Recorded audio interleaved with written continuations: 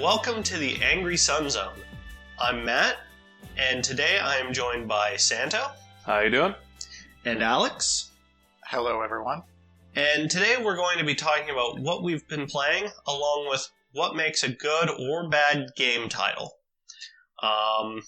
Now, as you know, the Johnny Depp versus Amber Heard trial has been going on. Oh no, where is this going? But that's not the kind of trial we're here to talk about. Santo, what have you been playing? I've been playing a game that is very much focused on trials, but not trials of the current event variety. No, we're talking about trials all the way in the past. I played through the Great Ace Attorney Chronicles, which is a re-release of the only two Great Ace Attorney games that were released for 3DS. They were released as a package on Switch, maybe some other platforms, I have no idea. But I love the Ace Attorney game, so figured I'd give this one a shot. And overall, I think that it's a pretty good game, though it's a bit of a slow start. For those of you who have not played the Ace Attorney games before, this was a game that, when I first heard about the premise, I completely dismissed it. Because who wants to play a game where your protagonist is a lawyer?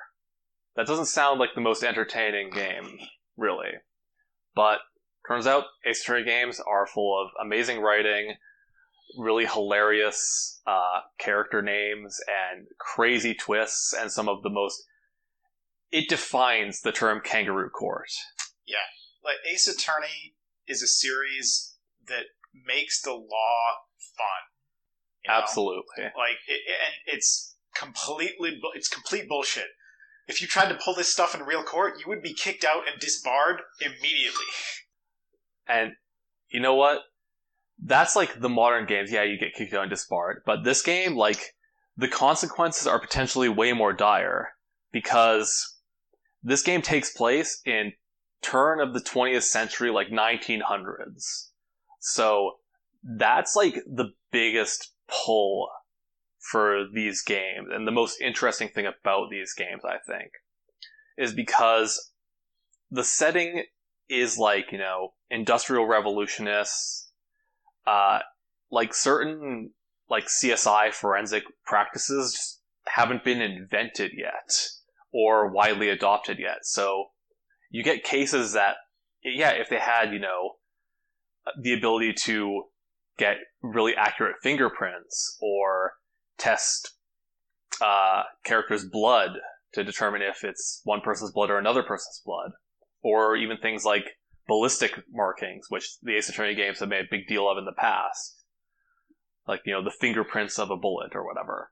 Like, these things just aren't there. So you get some, like, more interesting cases where things that would be easily provable in the modern games, like, they can be thrown in as red herrings here, and you have to actually, like, try to argue your way out of these situations. So I think that the setting is, like, really, really interesting for the game, and really, like, that's, I think, the thing that shines the most. Another great thing about the setting is that it allows the game to be as racist and sexist as possible. Era-appropriate discrimination going on in this game. Like, there's... Oh, Japan. Not only Japan. Alright? Like, Japan... No, I mean, only a Japanese developer would just, like, throw that in. I mean, well, it's kind of partially not what you think it is, because your main character, his name is Ryunosuke, he is just a student at some academy and kind of gets, like, pushed into being a lawyer and self-defending himself in the first case, because it's not a Ace Attorney game if one of the main characters isn't put on trial. Never represent yourself. Well, this time it goes well for him. He has a natural talent for lawyering, and so he stows away on a ship with his best pal to merry old England to practice, to accompany his friend while his friend goes to practice law as, like, a traveling student. And when they get to London, like, there's a lot of people who really don't like the Japanese. So it's not So it's like a lot of like back and forth kind of. And on this steamship, of course, a murder happens.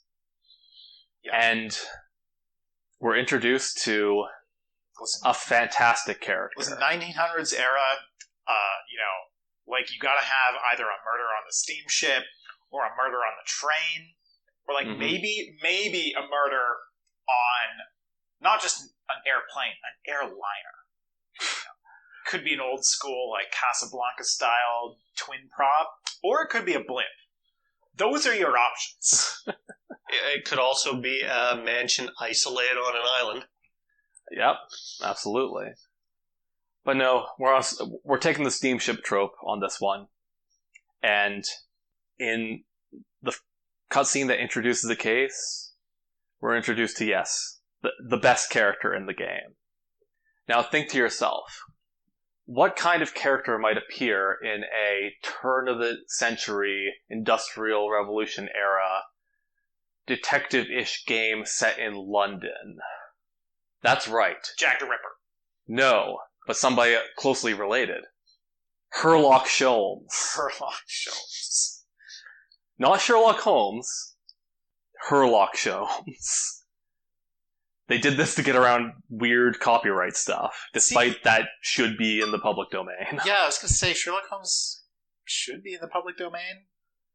But, I don't know. In Japan, he's actually called Sherlock Holmes, but for the North American release, Sherlock Holmes. I'm pretty sure that's because the copyright law isn't even a thing in Japan. Well, yeah, like foreign copyright law, like, is weird. I mean, it definitely is, but... So Sherlock Holmes is introduced as super competent. He's like got all these crazy gadgets, and they like got this visor that like sees like infrared almost, like weird like colored lenses to discover like handprints and stuff like that. Discovers a person hiding in a wardrobe, despite the fact that nobody else knew that they were there. And so it's like, oh shit, this guy is like, it's actually, Sherlock Holmes, except Sherlock Holmes. Then you find out he is absolutely, positively, utterly incompetent. Like, one of the main things in this game is Sherlock Holmes' great deductions, where he views a scene and then deduces, okay, what happened here? And they're always wrong, and you have to step in and correct him by pointing out very obvious things in the environment. So it's pretty fun dynamic where you've got this like kind of fish out of water character in Ryunosuke in this foreign land, like kind of practicing law even though he didn't want to. And then we have a world-renowned great detective who doesn't know his ass from his elbow most of the time. I'm kind of disappointed the player character isn't named Juan Jotson. Juan Jotson? No, see... Sherlock Holmes does have an assistant of sorts, John Wilson. But you see him a little bit, but later you find out who the real John Wilson is, which is, of course, a 10-year-old girl. This is an Ace Attorney game. Come on. Yeah, so there's a bunch of different, like, kooky-ass, hilarious, and sometimes extremely stereotypical characters. All the dialogue is very delightfully British. Literally, somebody says "core blimey" at one point.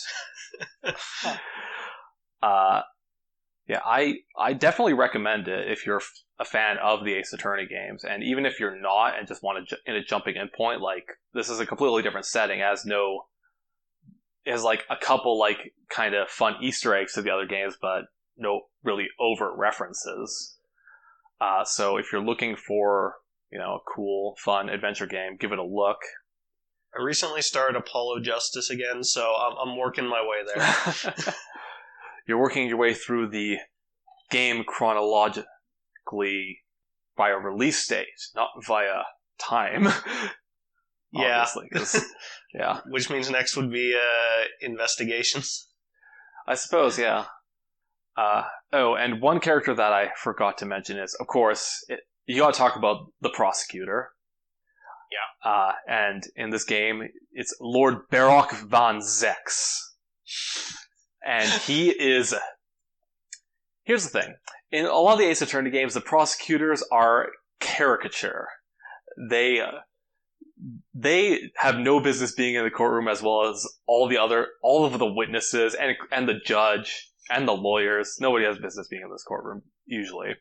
But this guy, like, he is super competent and, like, super terrifying. Like, he's, like, he gives, like, the most threatening aura of any of the prosecutors in any of the games, really. Even more than Von Karma? Definitely more than Franziska. Maybe not as much as Manfred.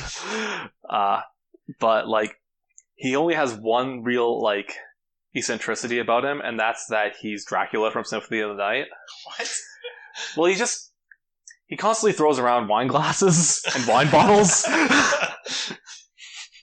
But that's about it. And, yeah, he is, like, downright terrifying at times. Just like, oh shit, like, this guy is, like, absolutely, positively going to get a guilty verdict. Actually, speaking of verdicts, this game finally has a jury. Oh. And naturally, none of the jurors should be there either. Of course. And, yeah, they're extremely easily swayed in both directions, based on whatever the latest fact that was revealed are, of course. So if the judge was already a little bit of a peanut gallery in the previous Ace Attorney games, but so now we've got a full-on peanut gallery. Absolutely. And there's parts of the trial where, like, the jury will say, like, no, we got a verdict, guilty, and then you have to convince them otherwise by pitting the jurors against each other, like them having contradictory statements to try and change their minds. So it's nice, like, kind of change of pace from just, like, interviewing witnesses and dealing with weird autopsy reports. Yeah. Which, that's another thing that is, like, weird turn-of-the-century stuff. In the first case, because it takes place in Japan, they haven't adopted autopsy reports yet. So all you get is a post-mortem report, which is basically the investigator that found the body, saying the state of the body and saying, like, yep, that's it. They died. Yep, they died. He died. There's a bullet wound here. Clearly that's the cause of death. Couldn't be anything else. Nothing possible in the world. So yeah, that's the Great Ace Attorney Chronicles. Sounds like another great installment in the Ace Attorney series. Yeah, the Ace Attorney series is, for the most part, incredibly consistent. There's only one game that I didn't really like. And that was Spirit of Justice. But I can get to that another day. Is that 5 or 6? That is 6. Okay. Alright, so yeah, that's pretty much the only game I've played in any, like, large capacity. But speaking of games with large capacity, Matt, you've been continuing to play Elden Ring. And finally finished. Yes, and the hour count was how much? I believe it was 144 in-game, 153 in Steam, it said. Oh boy. No, I did not spend 9 hours in the character creator. Yeah, that is a meaty game. It's a huge open world. There's lots to do. Optional bosses, side dungeons, which are just scattered throughout. It's a great open world, I have to say, and it's not like other open worlds where, oh, go take over this base. Go to Icon. And that's another thing. You're not given any direction. You can go anywhere. You can just accidentally stumble into an area that's way too high leveled for you. In fact, there's this one, in the early game area, there's this one chest. You open it, and some fog comes out, just surrounding you, if you don't roll away fast enough, and it teleports you. And it teleports you to a cave in an area that, if you're discovering that chest early game, that area is now way too high for you where you get teleported to. It was a matter of run and get out of there. You've heard of a fog door. This was a fog chest. Yes. Great open world work. I found it worked really well with the Souls mentality and just being able to accidentally stumble on stuff that's way too high level for you. Yeah, like, from what I've heard about this game, it's an open world game that actually rewards exploring.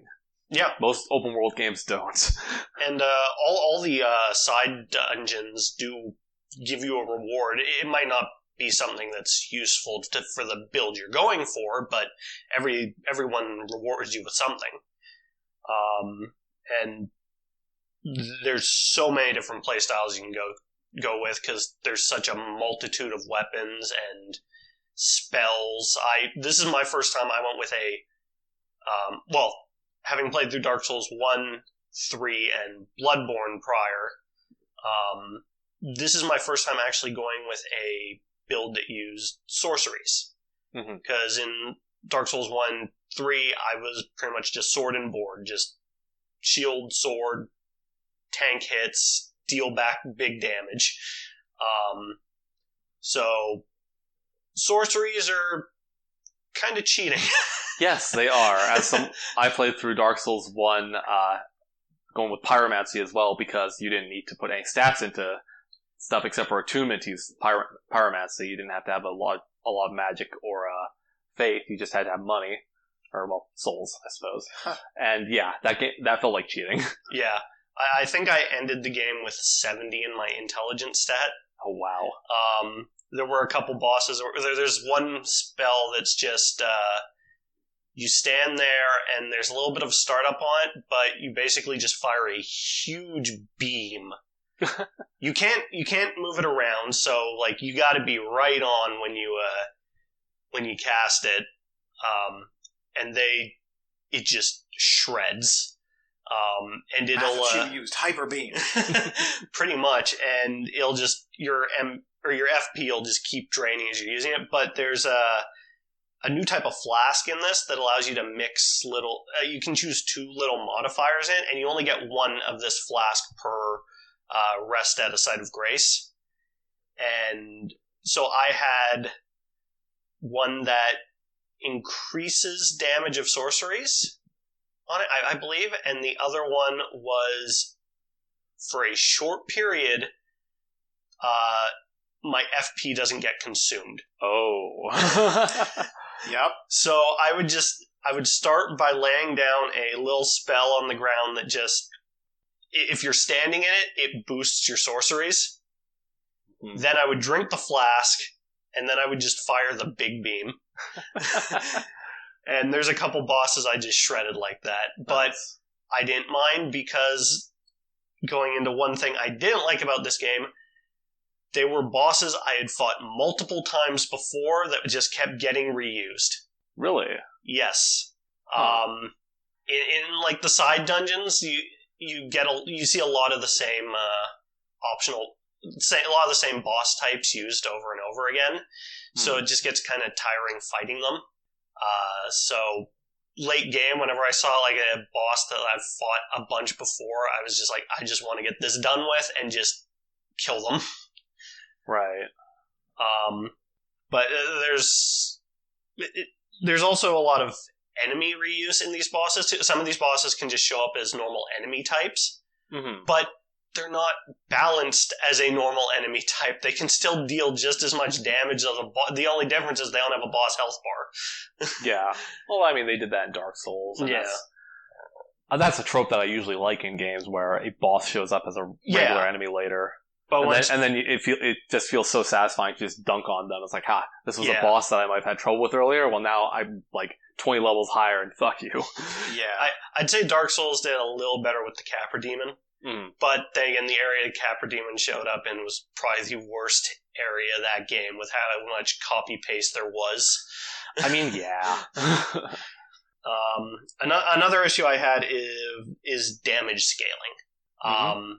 So at the start of the game, some of those bosses can 2-hit you.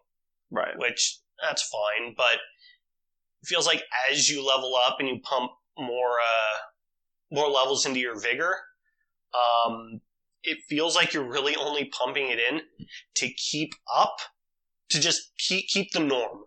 So that way, you still just continue to get 2-shot instead of 1-shot. Oh. It's a little wonky there. I think damage scaling could be turned down just a little bit on the enemies. Especially when there's the optional super boss who has their phase 2. The first move they do in phase 2 can kill you from full health. At least from where I was at full health there. And they also have a combo string that if you don't roll into it just right, you're basically dead. Yeah. But I still mostly enjoyed the game whenever I was fighting like new enemy types that I hadn't fought before. And actually probably by the end of that game, I didn't want to see another dragon. Oh. Dragons are probably the worst offense. There are so many dragon bosses. And for the most part, they fight the same. Some of them have, like, unique moves. Listen, George R.R. Martin had to contribute something. True. Yeah. Guys, I'm really feeling dragons here. Yeah. This is the dragon game. Dragons were just, by the end of it, I didn't want to see another one. But there is a new thing in here that wasn't in previous Souls games I like, and they're called Spirit Ashes. They consume FP to use, but they summon a enemy, an enemy type to fight alongside you. Okay, yeah. Some of them will actually summon multiple. But my go-to was, and it seems to be a lot of people's go-to, is the Mimic tier. Because it just summons a copy of you, and who better to help you but yourself? I will say, though, this game probably has the best NPC in a Souls game. Okay. There is a giant turtle with a Pope hat. Oh my god. Space Pope. That's close to the Space Pope from Futurama. Yeah, and this NPC is probably the closest it gets to just actually telling you about some of the characters. Like, probably gives you the most exposition or something, or gives you like the most. It tells you about the Turtle Pope will tell you about some certain characters, and it's not in like a roundabout way. They actually tell you stuff. Okay, so they're actually direct, which is a first in a Souls game. Yeah. Because I still don't entirely know the story because I didn't read every item description.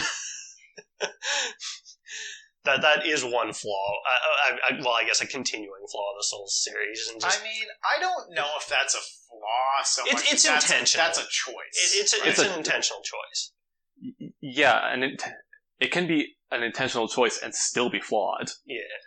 Okay, yeah, that's fair. There's a lot of intentional choice that goes into microtransaction systems that doesn't make them not flawed. Yeah. How many tries did the final boss take? Ooh. I wasn't counting, but... Okay, so more than one. Yeah. You have to think about it, and you're not sure. I want to say more than 30. Holy moly. Wow. It was a decent amount of time.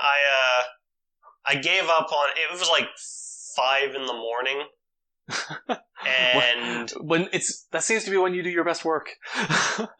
Yes, the perfect game in Weeble. Absolutely. Yeah, no. At that point, I'd basically been playing all day because like I was near the end, and I just wanted to get the game finished. So I just slept on it and just finished it off when I got up the next day. Right. Yeah, that's a classic gamer tip there. Just sleep on it. Yeah. I mean, that's just a life advice, man. It really is life advice. Yeah. I mean, I've had a couple times where like I'm having trouble on a boss. I put it down, come back to it a day or a couple days later, and first try. Yeah. This wasn't a first try case, but it did go a lot easier. Mm-hmm. And, sleep on it. It's not only great life advice. That can also be a great strategy when you're playing Jigglypuff in Smash. Just sleep on them. Just sleep on them. I know. I always try it. I'm not good at it, but every time we play, I'll always make sure I get a Jigglypuff match in there to see if I can get some of that. Mm. Yeah, just have a rest. Yeah. But yeah, that's about it for Elden Ring. I thought it was a great game. It's probably going to win a lot of Game of the Year awards. Oh, but, yeah. Yeah, I mean... The year's far from over. The press adores this game. Yeah, also, the game was just super, super hyped, and it lived up. Yeah.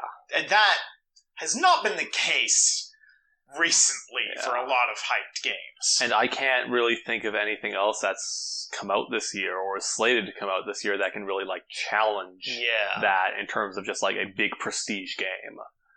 Like Breath of the Wild 2 isn't coming out this year. No, that's been pushed.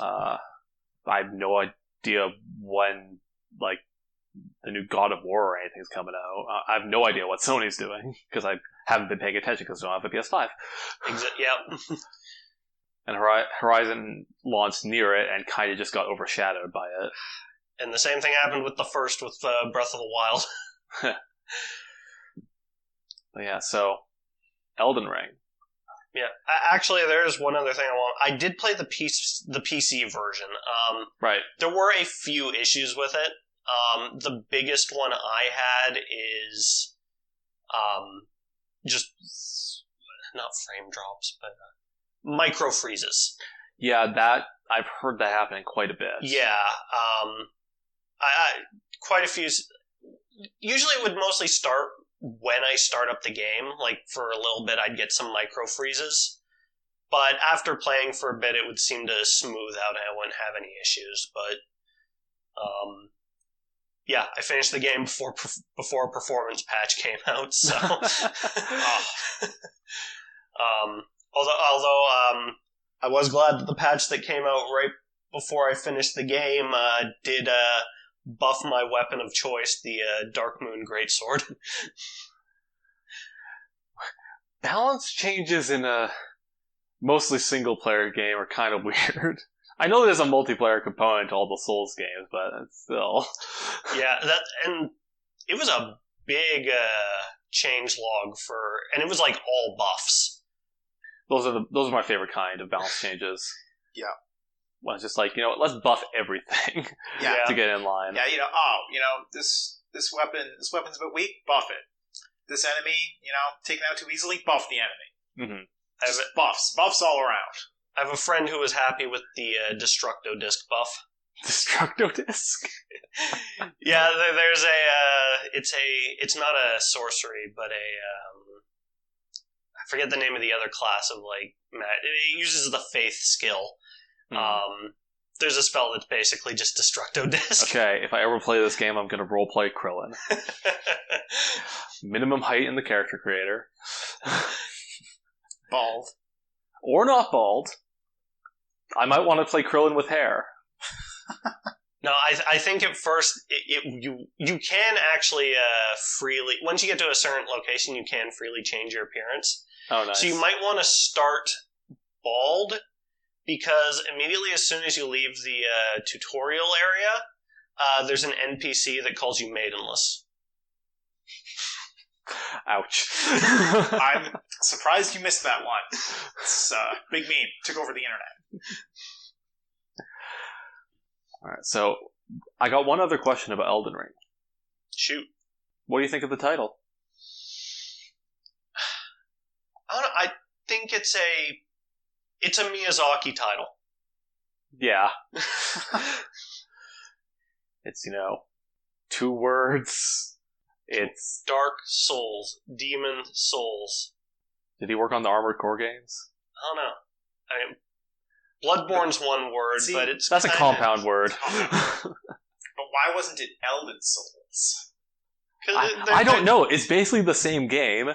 All the trappings are there. It still has the same "you died" screen. I was honestly half expecting one of the endings to be oh shit, turns out this is a prequel! Oh no. Alright, but... Is the titular Elden Ring an item in the game? Yes. Because the starting exposition basically tells you how the Elden Ring was shattered. Okay. So that's the motivating plot. It's the plot MacGuffin.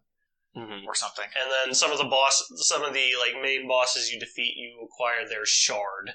Yeah, I mean, I'm not their souls. I'm not gonna lie. Their shard. When I first heard about Elden Ring, I'm like, what the hell is that? It's kind of not like it's an okay name.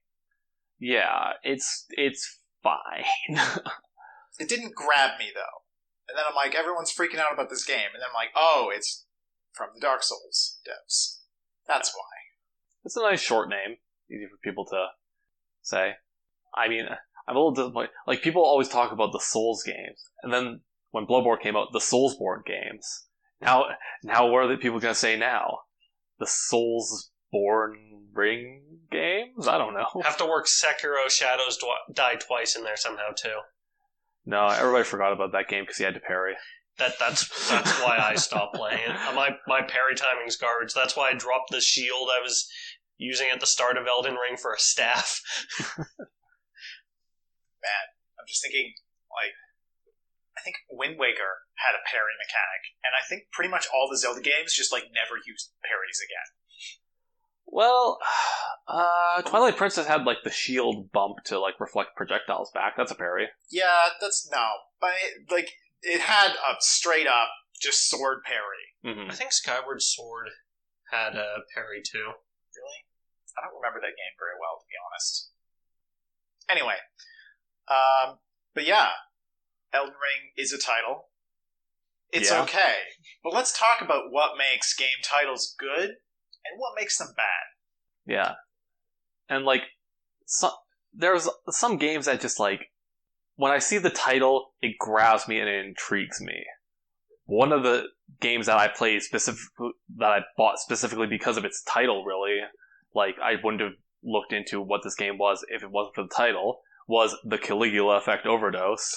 Like, that's such a weird name. It's just like, okay, I know who Caligula was, and he was insane. So, like, what's this anime-ass game? Let's check this out.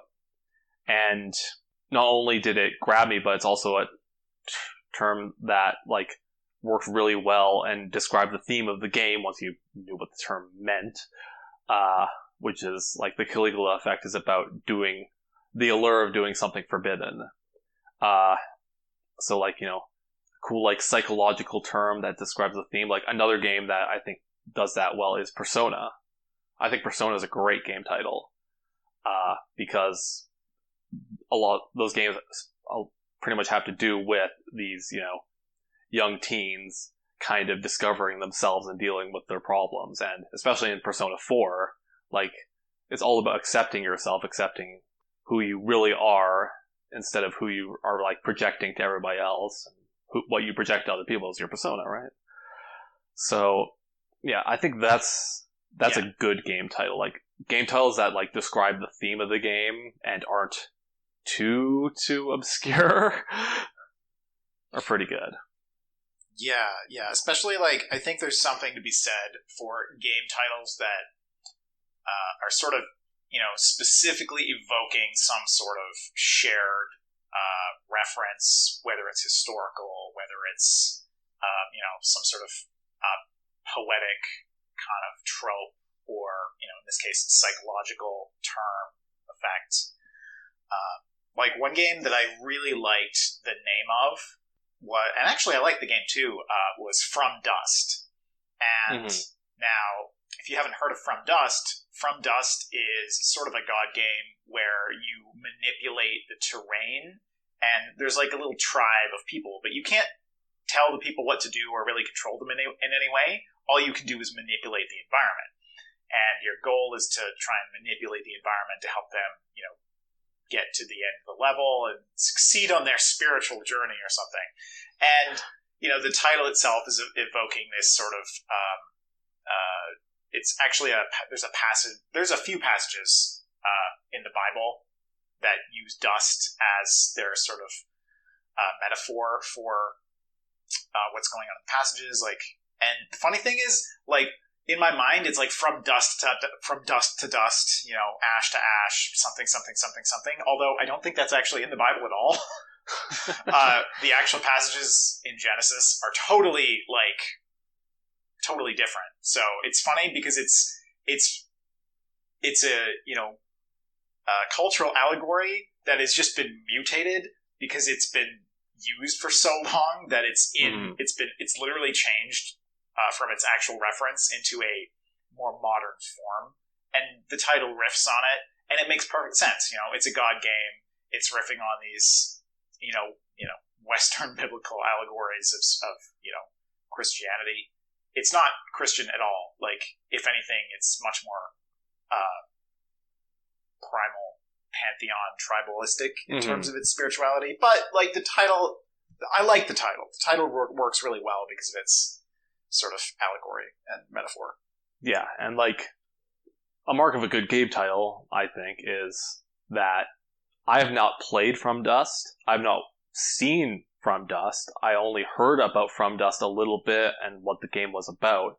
But when you said From Dust, I immediately remembered what that game was. Like, it wasn't like, oh, what's that game? It's like, oh, that game. Yeah. So, like, if a game title can make you remember what the game was, having, like, barely learned anything about the game 10 years later or whatever, that's a good game title. Yeah. Actually, another thing that the game title does, and I wish I could remember the name of this, but in terms of, like, metaphors, if you have a common sort of phrase or term, like, you know, literary term, and you only do part of it, and you make the listener or reader fill in the rest of it, it actually makes it way more memorable. And I learned a term about this in an English class, and I've completely forgotten it. So that shows you how prepared I am. Clearly that term would not be a good video game title. It wouldn't be. It sure wouldn't be. But, you know, that's another reason why it works so well, is that it only partially fills in this cultural reference. Mm-hmm. So one example of that, taking like kind of an older word or concept and applying it to your game code, that I think actually like is not going to work out very well. It's a game that's not actually out yet, but Forspoken. Now, do either of you know what that game is? Nope. I know the name, but I'm drawing a blank. Yeah, it was shown in a couple of the Game Awards or like the Sony stuff. Where it's a game by Square Enix about this. Was this the isekai one? Yeah, lady in New York gets isekai'd and starts casting spells or whatever. But like, what does Forspoken mean? What do you think that means? Do you know what the word actually means, or can you just like guess as to what it might mean? I mean, I feel like it's sort of like a prophecy. Like you're thinking like foretold, for example. Kind of, yeah. Absolutely couldn't be farther from the truth. Forspoken is the past participle of the word for speak, which is Old English for to bewitch or cast a spell on. Who in their right mind in 2022 is going to know what that actually means? I didn't know what it meant. Neither you knew what it meant. Nope. And it sounds, like you said, kind of like foretold, so that might be like, okay, what people might think was, that's what I thought it might have meant. It's like, oh, it's a weird way of saying foretold, but no, it's this weird Old English, maybe Scottish thing from way back when. So it's just like, I don't like that game title one bit. I think it's just like weirdly not, it doesn't really fit, and like, I don't think it's going to be very memorable. Yeah, so like, I think this is kind of a good example of it's trying to do something similar, where it's trying to use this sort of maybe cultural, like it's trying to reference some older term that makes it sound cool, but it fell on its face because it's not recognizable. Yeah, it sounds like somebody picked up a thesaurus. Yeah. It's like, oh, okay, spell casting. A lot of games already have some kind of like spell in their name. What other word can we use? Oh, this one. So I don't think that works at all. If you've got to be an English major to know the name, to understand the name of a game, not a good name. No. And that game being put out by Square Enix. Square Enix has another game title that I think is really terrible. Final Fantasy. Final Fantasy is self-parody at this point. It worked for the first one. But now... Which was supposed to be the Final Fantasy. Like, I've looked it up. There are, like, 140 Final Fantasy games. Okay? And even if you strip out all the, like, subtitles and side stories and remakes and all that, they're still putting out Final Fantasy 16, like, this year or next year or whatever. Like, that, it's self-parody at this point. I love those games, but that title is silly. It really is.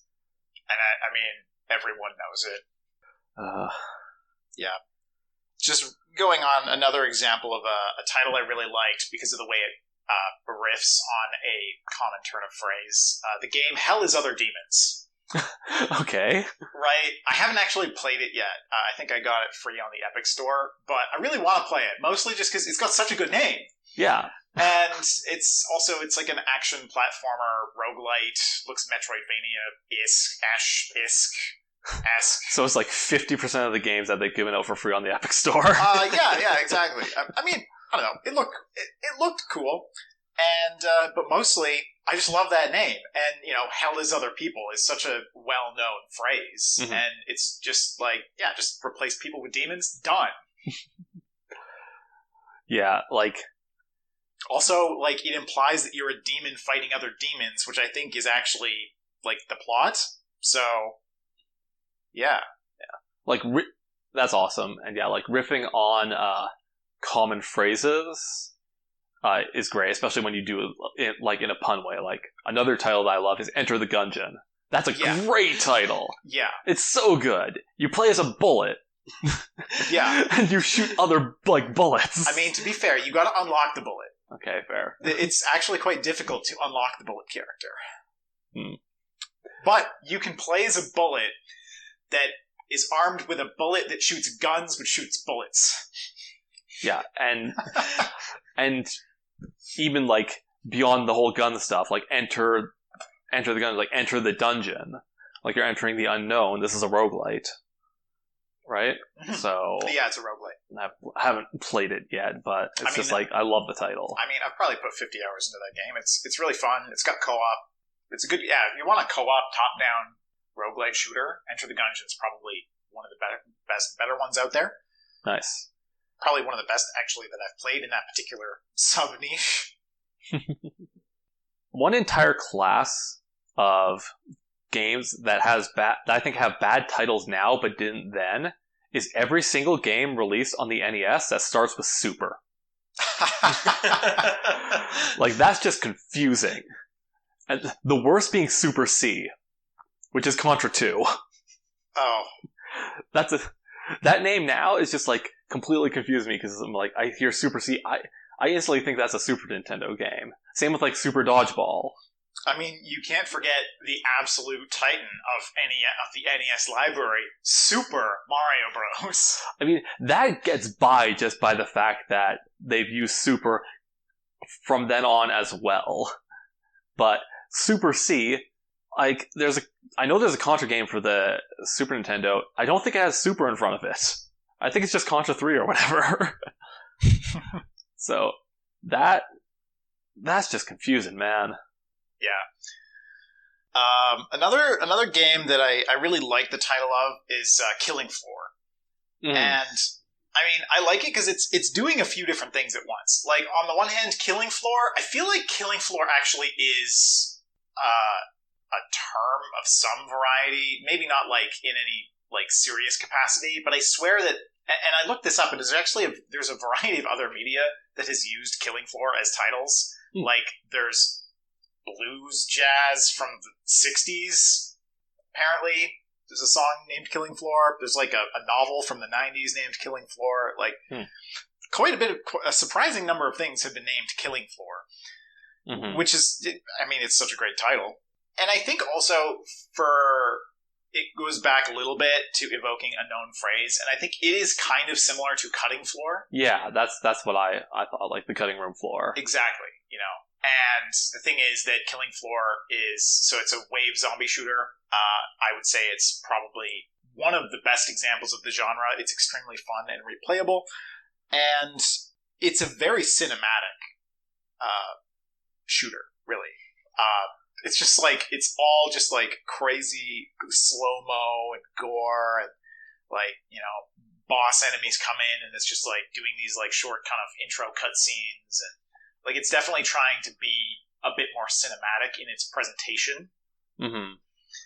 And which kind of goes with that, cutting room floor sort of reference. And it's also evoking like the kind of like game show death sport kind of thing, because your characters are, in this area killing a bunch of zombies to earn that dosh. To earn money. So it's evoking something that's a common trope in cinema.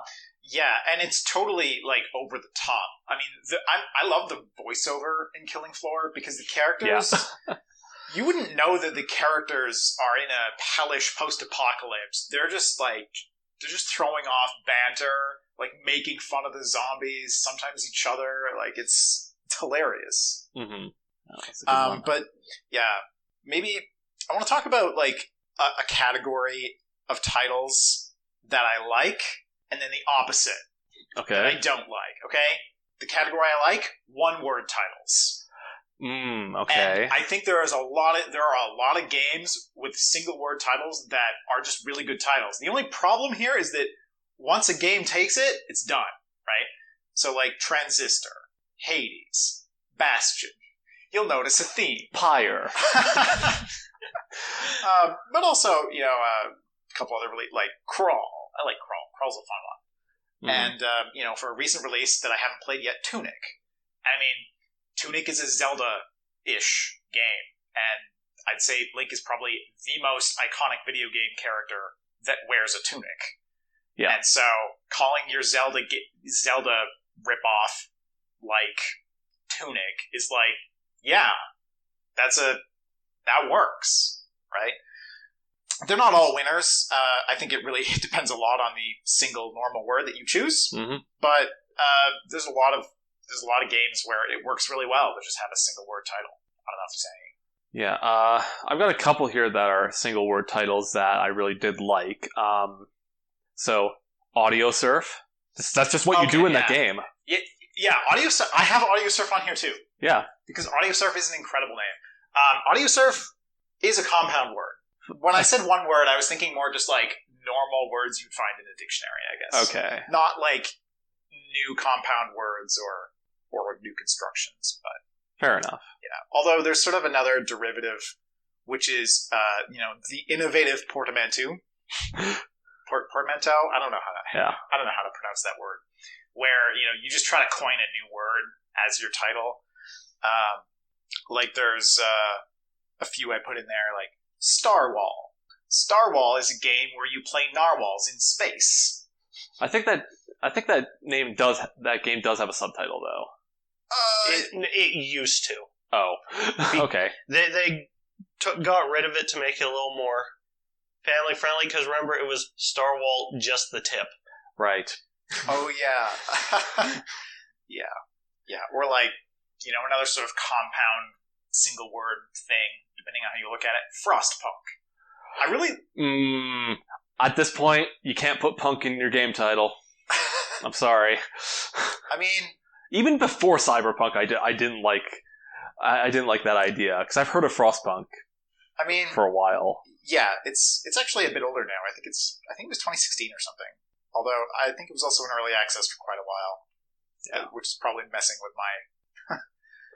messes with all release schedules and release dates. Yeah. Super hot. That's one word. It's a compound word. Yeah. So yeah, coming up with like a short compound word or kind of novel word. Definitely Like, another one I really like is Subnautica. That's a good one. Like, it's really good because it perfectly manages to convey that this is a game, it's underwater, okay?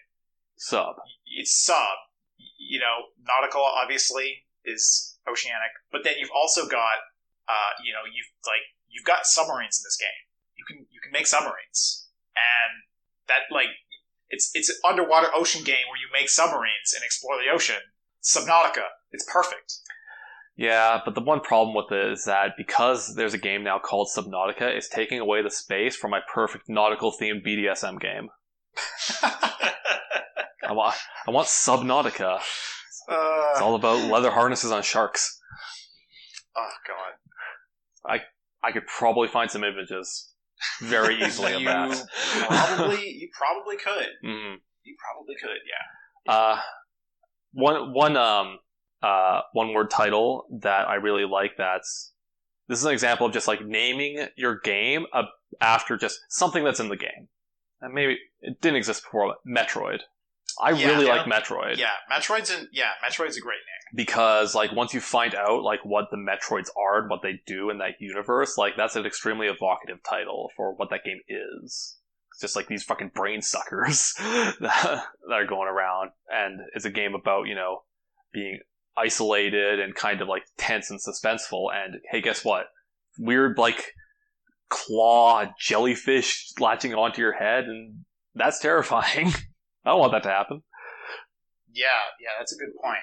So, like, it's named after, like, this big threat, and that game is very threatening.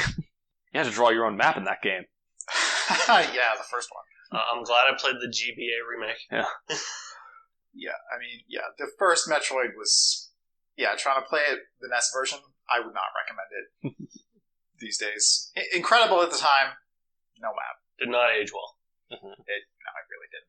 So, Alex, you brought up that there's also a category of game titles that you don't like. Yeah, category of game titles I don't like. The opposite, which is game titles that are just way too fucking long. And this is, like, I think, I will give a caveat here, which is that if you make a really long game title, it can wrap around in an ironic way to, like, maybe be, like, kind of funny. Yes. But you can fail at that. This is a great example that came out recently. Near Replicant version 1.224744871139. That's a long number. That is a very long number. I've seen like version numbers of software shorter than that. Yep. Full version numbers. With the daily dev release. Yeah. But yeah, like another couple, like, I think I saw these on my Epic store, and I think that they're actually fairly well-known puzzle games, like the Vanishing of Ethan Carter and The Remains of Edith Finch. And I'm like, they're okay. They kind of imply mystery, I guess, but I don't really like them. Yeah, those titles, like, I don't really know too much about what those games are about, because, like, those titles just really didn't grab me. No. Like, to me, they sound pretentious. That's probably being mean.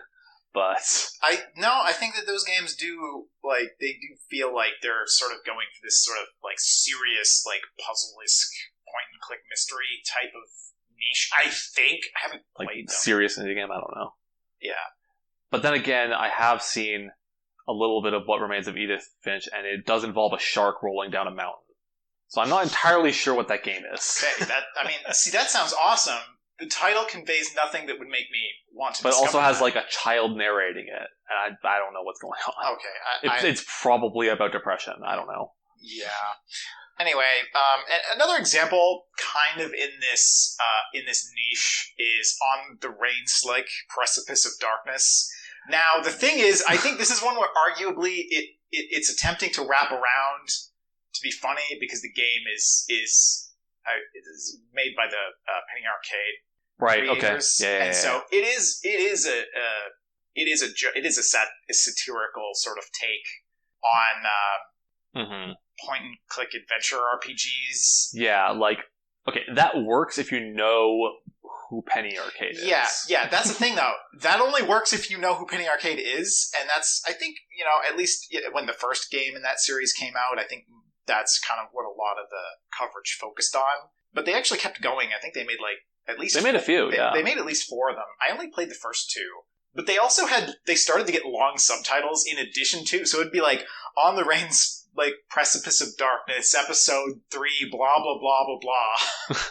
And I'm if you don't actually know that it's a satirical sort of take on that genre, you're just not even gonna look past the ridiculous title. Almost sounds like it's getting into fighting game name territory. Yeah. Oh, and fighting game names. That's, oh boy. Yeah, and again... almost all bad. they're mostly bad for this reason, that they're just... Absurd. They're just too long. And sometimes it's funny, but it's also just bad. Mm-hmm. So, yeah, I think there's probably a lot more examples of just really long titles that don't do the game any favors. One title that I think does do the game a favor, though, is Ogre Battle March of the Black Queen. Because that's 2 Queen songs, and that's awesome. Yeah. At least it has a reason to be long there. Absolutely. Another title that I really do like, it's also one word, though it is compound, Wargroove. Wargroove's a good title. Because, it's got war in it, so it's a war game, probably, tactical or strategic or something like that. But it's also, you can groove to it. Groove is such a non-threatening, just, not intense at all word. It completely, you're not gonna get a gritty, realistic, modern military shooter called Wargroove. That couldn't possibly exist. Yeah. But Wargroove, it tells you exactly what you need to know about the game. And the tone of it. Yeah, and the tone of that game, it's got a dog commanding a military. It's great. It's amazing. Yeah, that is a good title that fits the aesthetic very well. Mm-hmm. One I like that is simple, funny, and describes exactly what the game is about is Mount Your Friends. Yes. Yeah, I have Mount Your Friends on this list too, because I think that if you can work a funny innuendo into your title that is also a literal description of the gameplay, that you just gotta go for it. Yeah, that is the perfect title for that game. No game could be called Mount Your Friends and have a better, intertwined title, and no game titled Mount Your Friends could be any better than what that game actually is. Yeah. Yeah, for those who are unaware, Mount Your Friends is an incredible, awkward control... It's a competitive physics game. It started as an Xbox Live indie game. That tells you a lot. Yeah. But it's the most quality thing to come out of there. That and Super Amazing Wagon Adventure. Yes. Yeah. If you like couch co-op games, you have to try Mount Your Friends with your friends so you can mount them. Absolutely. Yeah. I'm not as big of a fan of the follow-up sequel, Mount Your Friends 3D, A Hard Man is Good to Climb. I do like the title's funny, I just don't like the game as much, unfortunately. Yeah. The title's great. Yeah, it makes me sad that they removed just the tip from from Narwhal. Starwall. Or Starwall. Okay, so there's a couple categories of games that do irk me when they do this to their title. The first being every game that's just the name of the franchise again, when they reboot it. Because it's not really that inspired. It just shines a light on how there's no new IP ever. And it can cause ambiguity too. If I tell you, what's a game soundtrack I love? Doom. What am I talking about? Because am I talking about the 2016 one or the old shareware version one? They both have great soundtracks, but you don't know by just me telling you that. So the franchise my head goes to right away with this is DMC. Oh boy, yeah, and they went the edgy route with that. Yeah. Not only in the character redesign, but the name. Oh, it's is just that the only series to get unbooted? That's a great term for that. Oh, man, I don't know. But a lot of games do this. Tomb Raider did it. Star Wars Battlefront did. That pissed me off super hard. Oh, yeah. One thing that I've been really annoyed is Prey, because at this point, Prey, the newer one, is a 5-year-old game, and Prey, the older one, is like a 16 or 18-year-old game. I've heard people say Prey is good, but I'm not sure which one they're talking about at all, because they're both old games by now, like relatively. Yeah, and if you have to and slap I swear there was year, a third game named Prey. Also, there's a Michael Crichton book named Prey, I think.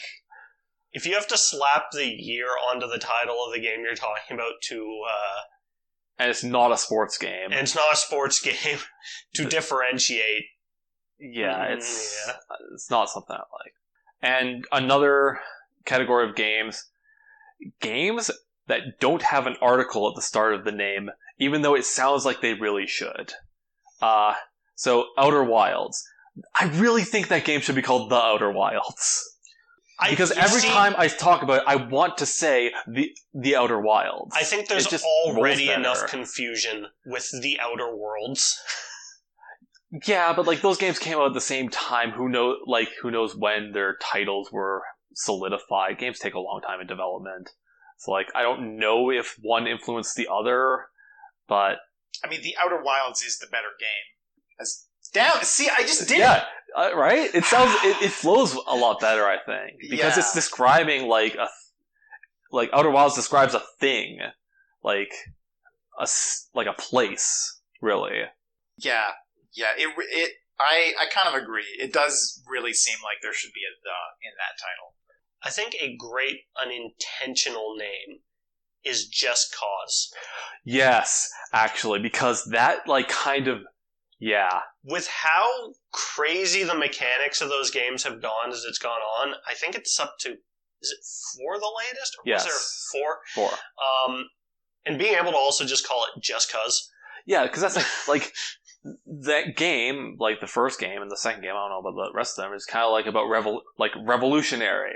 You know, fighting for a just cause. But 2 got so crazy that like, why are you blowing all that stuff up? Just cause. Just cause. It works on multiple levels. Yeah. It's like the... Yeah, it's hey Debs, why did you put these like ridiculous game mechanics in? Just cause. Yeah. And the shit you can do has just gotten even crazier since 2. Yeah, it's like the short story, The Most Dangerous Game. Multiple meanings. Yeah. Yeah, you always got to get those multiple meanings in your title if you can. It's really good. Here's okay. Speaking of multiple meanings, I think Gears of War is a good title because it's pretty evocative. You know, the Gears of War. The soldiers in the game are called the COG soldiers, which that's an acronym, but like Coalition the COG of Governments. Yeah, the COG in the gears of the war. Yeah, COG in the machine. The problem is that God of War already existed. And they have the same acronym.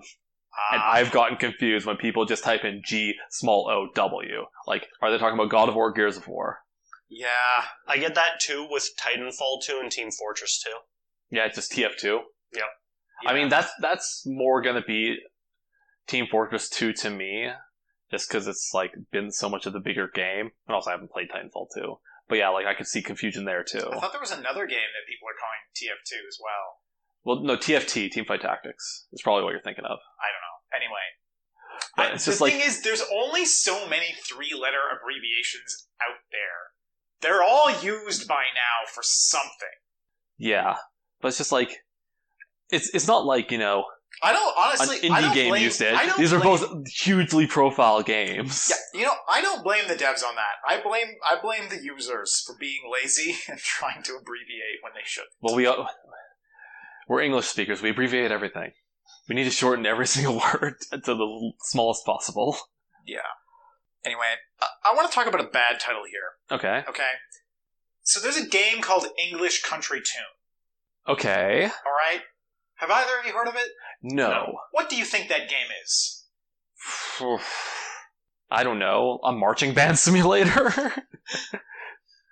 Okay. Like English Country Tune for me, like makes me think of traveling for some reason. Okay. But what kind of aesthetic, you know, does it bring to mind? bright green rolling hills.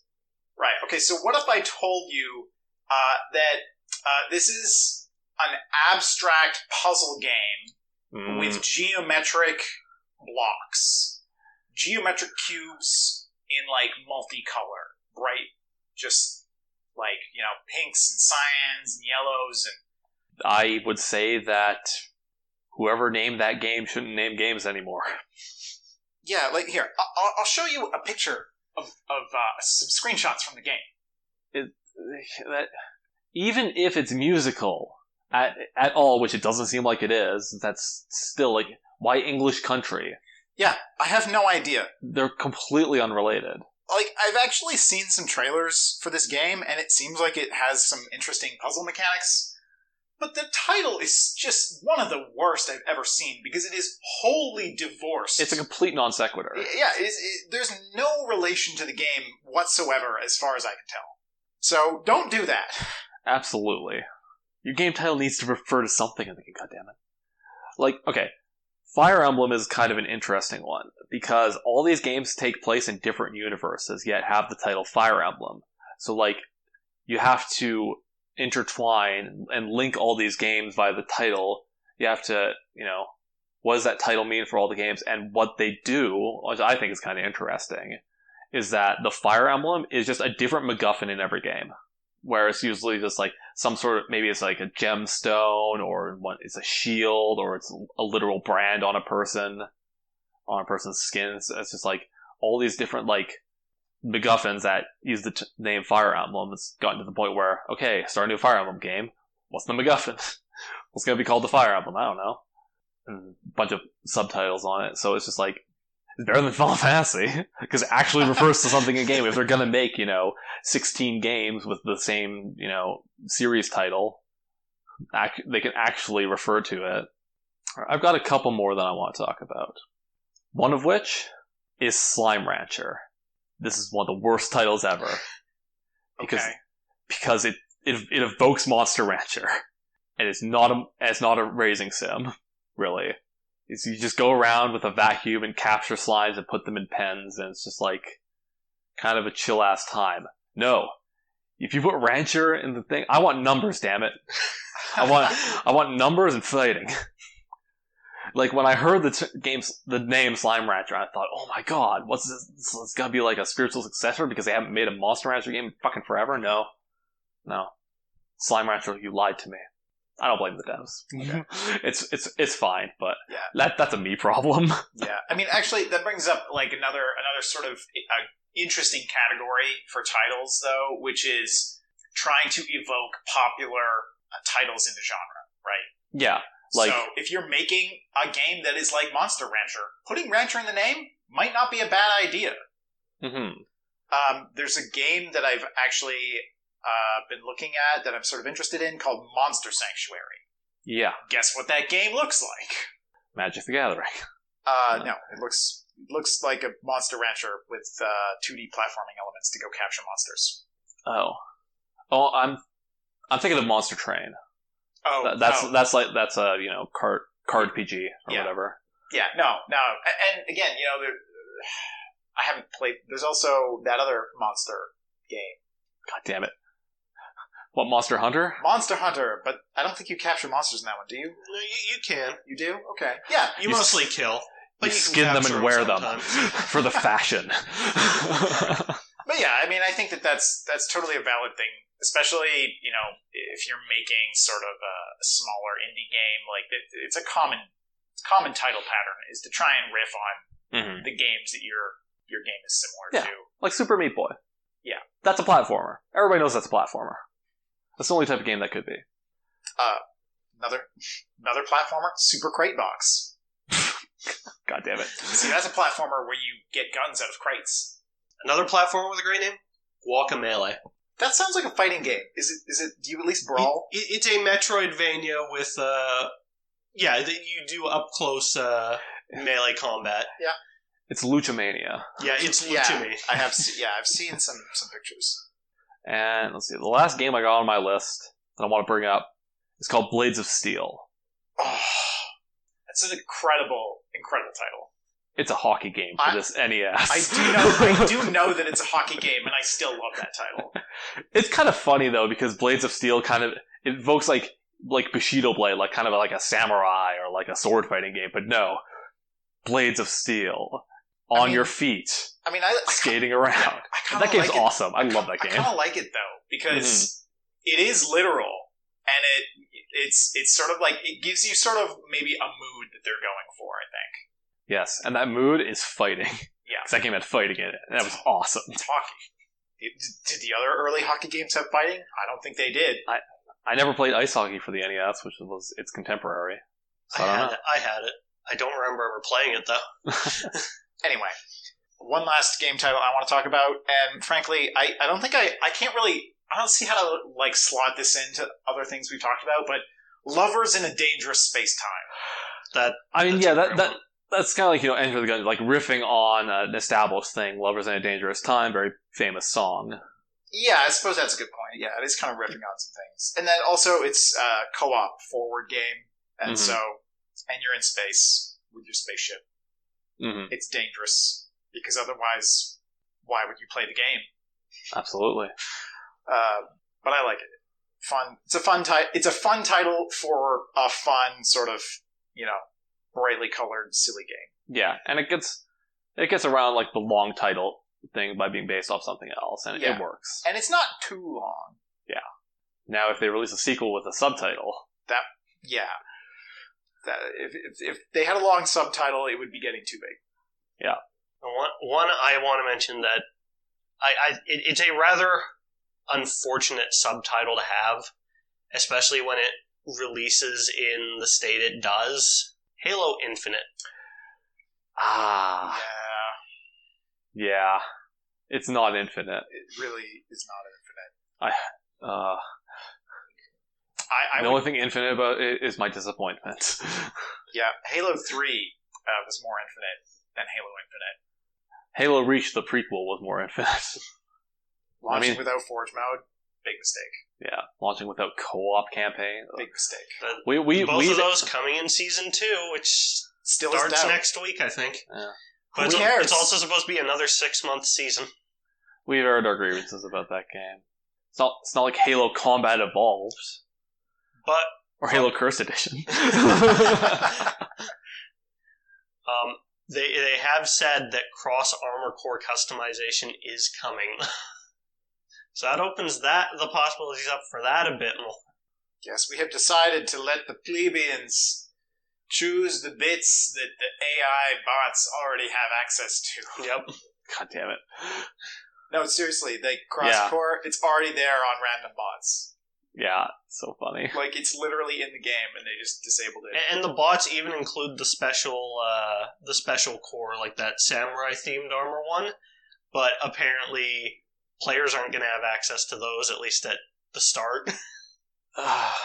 What are they doing? Again, that game has zero direction. Zero direction. Yeah.